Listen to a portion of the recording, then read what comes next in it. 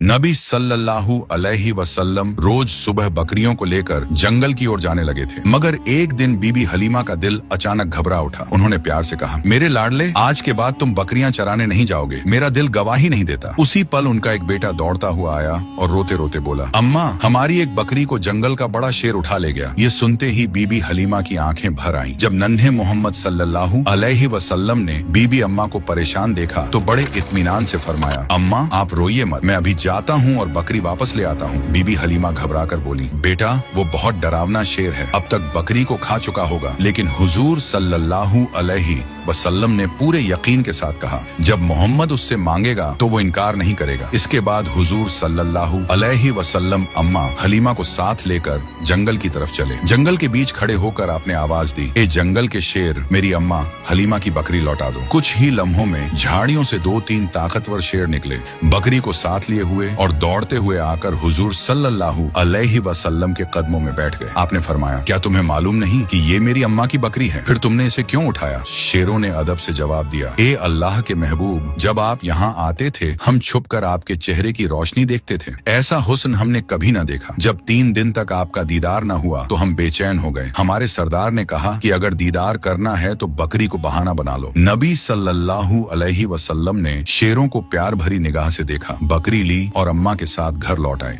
जब यह वाकया लोगों तक पहुंचा तो हर तरफ हैरत फैल गई। लोग कहने लगे, हलीमा का 3 साल का बेटा शेर से बकरी वापस ले आया। सब समझ गए कि यह कोई मामूली बच्चा नहीं है। इस तरह बचपन से ही नबी सल्लल्लाहु अलैहि वसल्लम की शान और पहचान बढ़ती चली गई। उसी दौरान एक दिन रेगिस्तान की हवा कुछ बदली बदली सी थी। बीबी हलीमा की झोपड़ी के पास बच्चे खेल रहे थे और नन्हे मोहम्मद सल्लल्लाहु अलैहि वसल्लम भी उनके साथ मासूमियत से खेल रहे थे। अचानक खेलते खेलते आपका चेहरा सफेद पड़ गया और आप जमीन पर गिर पड़े। उसी वक्त आसमान से 2 फरिश्ते उतरे। उनके हाथों में चांदी का तसला था जिसमें बर्फ और झमझम का पानी भरा हुआ था। उन्होंने नरमी से हुजूर सल्लल्लाहु अलैहि वसल्लम को उठाया, लिटाया और सीना मुबारक खोला। डर के मारे बच्चे भागते हुए बीबी हलीमा के पास पहुंचे और चिल्लाकर बोले, अम्मा, मोहम्मद के साथ कुछ अजीब हुआ है। बीबी हलीमा और उनके शौहर हारिस घबराकर दौड़े और देखा कि नन्हे मोहम्मद सल्लल्लाहु अलैहि वसल्लम जमीन पर लेटे हुए हैं। आगे की कहानी जानने के लिए पार्ट 4 जरूर देखें।